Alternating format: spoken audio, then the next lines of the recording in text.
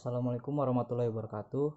Perkenalkan, nama saya Muhammad Soki Septian Iksan, NIM 1905 106009 dari kelas A. Di sini saya akan mempresentasikan sedikit sejarah tentang pencaksilat yang ada di Indonesia. Jadi, yang pertama, pencaksilat adalah suatu seni bela diri tradisional yang berasal dari Kepulauan Nusantara di Indonesia. Seni bela diri ini secara luas dikenal di Indonesia, Malaysia, Brunei, dan Singapura, Filipina Selatan, dan Thailand. Sesuai dengan penyebaran berbagai suku bangsa Nusantara di Indonesia, unsur-unsur membela diri dengan seni bela diri yaitu dengan menggunakan pukulan dan tendangan. Pencaksilat merupakan bela diri yang banyak diminati oleh banyak orang, terutama masyarakat Indonesia. Berkat peranan para pelatih asal Indonesia, kini Vietnam juga telah memiliki pesilat-pesilat yang tangguh. Induk organisasi pencaksilat di Indonesia adalah Ikatan Pencaksilat Indonesia atau IPSI. Organisasi yang mewadahi federasi-federasi pencaksilat di berbagai negara adalah Persekutuan Pencaksilat Antarbangsa atau Persilat, yang dibentuk oleh Indonesia, Singapura, Malaysia, dan juga Brunei Darussalam. Pencaksilat adalah olahraga bela diri yang memerlukan banyak konsentrasi. Ada pengaruh budaya Tionghoa, agama Hindu, Buddha, dan Islam dalam pencaksilat. Biasanya setiap daerah di Indonesia mempunyai aliran pencaksilat yang khas. Misalnya, daerah Jawa Barat terkenal dengan aliran Cimande dan Cikalong. Di Jawa Tengah ada aliran Merpati Putih, dan Jawa Timur ada aliran Perisai Diri. Di setiap tahun di Indonesia ada pertandingan pencaksilat tingkat nasional dalam Pekan Olahraga Nasional, yaitu PON. Pencaksilat juga dipertandingkan dalam ajang Pesta Olahraga Asia Tenggara, yaitu SEA Games, sejak tahun 1987. Di Indonesia juga ada banyak penggemar pencaksilat seperti di Australia, Belanda, Jerman, dan Amerika. Di tingkat nasional, olahraga melalui permainan dan olahraga pencaksilat menjadi salah satu pemersatu Nusantara, bahkan untuk mengharumkan nama bangsa dan menjadi identitas bangsa. Olahraga pencaksilat sudah dipertandingkan di skala internasional. Pada 13 Desember 2019, pencaksilat ditetapkan oleh UNESCO sebagai warisan budaya tak benda dunia. Hal ini adalah salah satu upaya pemerintah dalam memajukan pencaksilat sebagai warisan budaya Indonesia. Manfaat pencaksilat yang diakui sebagai warisan budaya tak benda dunia adalah mendapat pengakuan dunia internasional, memiliki peluang dipertandingkan dalam cabang olahraga di Olimpiade, dan menggali nilai budaya yang terkandung dalam silat. Baik, selanjutnya istilah silat dikenal juga secara luas di Asia Tenggara, akan tetapi khusus di Indonesia istilah yang digunakan adalah pencaksilat. Istilah ini digunakan sejak 1948 untuk mempersatukan berbagai aliran seni bela diri tradisional yang berkembang di Indonesia. Nah, pencak digunakan di Pulau Jawa sebagai bagian tengah dan timur, sedangkan silat digunakan di Sumatera, Semenanjung Malaya, dan Kalimantan. Dalam perkembangannya, kini istilah pencak lebih mengedepankan unsur seni dan penampilan keindahan gerakan, sedangkan silat adalah inti ajaran bela diri dalam pertarungan. Sejarahnya, nenek moyang bangsa Indonesia telah memiliki cara pembelaan diri yang ditunjukkan untuk melindungi dan mempertahankan kehidupan atau kelompoknya dari tantangan alam. Mereka menciptakan bela diri dengan menirukan gerakan binatang yang ada di alam sekitar, seperti gerakan kera, harimau, ular, atau burung menggunakan parang, perisai, dan tombak. Itu adalah contoh-contoh berbagai gerakan-gerakan atau teknik-teknik dalam pencaksilat. Biasanya teknik ini menggunakan nama-nama hewan seperti harimau, elang, atau berbagai macam nama hewan. Seperti dalam tradisi suku Nias yang hingga abad ke-20 relatif tidak tersentuh pengaruh luar, silat diperkirakan menyebar di Kepulauan Nusantara semenjak abad ke-7 Masehi. Akan tetapi, asal mula belum dapat ditentukan secara pasti.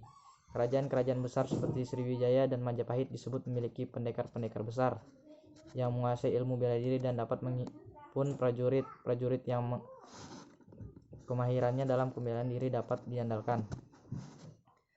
Peneliti silat Donald F. Dreger berpendapat bahwa bukti adanya seni bela diri bisa dilihat dari berbagai artefak senjata yang ditemukan dari masa klasik Hindu-Buddha, serta pada perhatian relief-relief yang berisikan sikap-sikap kuda-kuda silat di Candi Prambanan dan Borobudur. Dalam bukunya, Dreger menuliskan bahwa senjata dan seni bela diri silat adalah tak terpisahkan, bukan hanya dalam olah tubuh saja, melainkan juga pada hubungan spiritual yang erat dengan kebudayaan Indonesia. Sementara itu, Syekh Syamsuddin berpendapat bahwa terdapat pengaruh ilmu bela diri dari Tiongkok dan India dalam silat. Hal ini karena sejak awal kebudayaan Melayu telah mendapat pengaruh dari kebudayaan yang dibawa oleh pedagang maupun perantau dari India, Tiongkok, mancanegara lainnya. Pencaksilat telah dikenal oleh sebagian besar masyarakat rumpun Melayu dalam berbagai nama. Di semenanjung Malaysia dan Singapura, silat lebih dikenal dengan nama aliran yaitu goyang dan cekak. Di Thailand, pencaksilat dikenal dengan nama bersilat. Dan di Filipina Selatan dikenal dengan nama pesilat. Dari namanya dapat diketahui bahwa istilah silat paling banyak menyebar luas, sehingga diduga bahwa bela diri ini menyebar dari Sumatera ke berbagai kawasan di rantau Asia Tenggara. Tradisi silat diturunkan secara lisan dan menyebar dari mulut ke mulut, diajarkan dari guru ke murid, sehingga catatan tertulis mengenai asal mula silat sudah ditemukan. Sejarah silat dikisahkan melalui legenda yang beragam dari satu daerah ke daerah lainnya. Legenda Minangkabau silat bahasa Minangkabau Sile diciptakan oleh Datuk Suri Deraja dari Periangan Tanah Datar di kaki Gunung Merapi pada abad ke-11. Kemudian silat dibawa dikembangkan oleh para perantau Minang ke seluruh Asia Tenggara. Demikian pula cerita rakyat mengenai asal mula silat aliran Cimande yang mengisahkan seorang perempuan yang mencontohkan gerakan pertarungan antara harimau dan monyet. Setiap daerah umumnya memiliki tokoh persilatan atau pendekar yang dibanggakan. Misalnya Prabu Siliwangi sebagai tokoh pencaksilat Sunda Pajajaran, Hang Tuah Panglima Malaka, Gajah Mada Majapahit, dan Si Pitung dari Betawi. Perkembangan silat secara historis tercatat ketika penyebaran banyak dipengaruhi oleh kaum penyebar agama Islam pada abad ke-14 di Nusantara. Kala itu pencaksilat diajarkan bersama-sama dengan pelajaran agama di surau atau pesantren. Silat menjadi bagian dari latihan spiritual dalam budaya beberapa suku bangsa di Indonesia. Pencaksilat merupakan bagian tak terpisahkan dari upacara adatnya. Misalnya, kesenian tari randai yang tak lain adalah gerakan Silek Minangkabau kerap ditampilkan dalam berbagai perhelatan dan acara adat Minangkabau. Dalam prosesi pernikahan adat Betawi terdapat tradisi palang pintu, yaitu pergerakan silat Betawi yang dikemas dalam sebuah sendewara kecil. Acara ini biasanya digelar sebelum akad nikah, yaitu sebuah drama kecil yang menceritakan rombongan pengantin pria dalam perjalanannya menuju rumah pengantin wanita dihadang oleh jawara pendekar. Kampung setempat dikisahkan juga menaruh hati kepada pengantin wanita. Maka terjadilah pertarungan silat di tengah jalan antara jawara-jawara penghadang dengan pendekar-pendekar penggiring pengantin pria yang tentunya saja dimenangkan oleh para pengawal pengantin pria. Silat lalu berkembang dari ilmu bela diri dari seni tari rakyat menjadi bagian dari pendidikan bela negara untuk menghadapi penjajah asing. Dalam sejarah perjuangan melawan penjajah Belanda tercatat para pendekar yang mengangkat senjata seperti Penembahan Senopati, Sultan Agung, Pangeran Diponegoro, Teku Cik Ditiro, Teku Umar, Teku Umam, Tuanku Imam Bonjol, serta para pendekar wanita seperti Sabai Nah Auliu, Cut Nyak Dien, dan Cut Nyak Mutia. Silat ini telah diakui sebagai budaya suku Melayu dalam pengertian yang luas, yaitu para penduduk Pulau Sumatera dan Semenanjung Malaka, serta berbagai kelompok etnik lainnya yang menggunakan lingua French, bahasa Melayu di berbagai daerah di Jawa, Bali, Kalimantan, Sulawesi, dan pulau-pulau lainnya yang juga mengembangkan bela diri ini. Menyadari pentingnya mengembangkan peranan pencaksilat, maka dirasa perlu adanya organisasi pencaksilat yang bersifat nasional yang dapat pula mengikat aliran-aliran pencaksilat seluruh Indonesia. Pada tanggal 18 Mei 1948 terbentuklah IPSI atau Ikatan Pencaksilat Indonesia. Kini IPSI tercatat sebagai organisasi silat nasional tertua di dunia.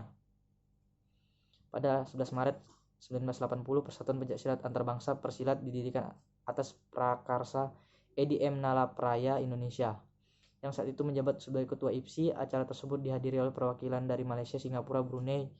Keempat negara itu termasuk Indonesia ditetapkan sebagai pendiri Persilat. Sebagai organisasi silat nasional antara lainnya Ikatan Pencaksilat Indonesia (IPSI) di Indonesia, Persekutuan Silat Kebangsaan Malaysia (Persaka) di Malaysia, Persekutuan Silat Singapura (Persis) di Singapura, Persekutuan Silat Brunei Darussalam (Persib) Di Brunei telah ditumbuh pula puluhan perguruan silat di Amerika dan Eropa. Silat kini telah secara resmi masuk sebagai cabang olahraga dalam pertandingan internasional, khususnya pertandingan dalam ajang SEA Games. Sekian penjelasan tentang sejarah pencaksilat yang ada di Indonesia. Menurut saya, kurang lebihnya mohon dimaafkan. Wabillahi taufiq walhidayah. Wassalamualaikum warahmatullahi wabarakatuh.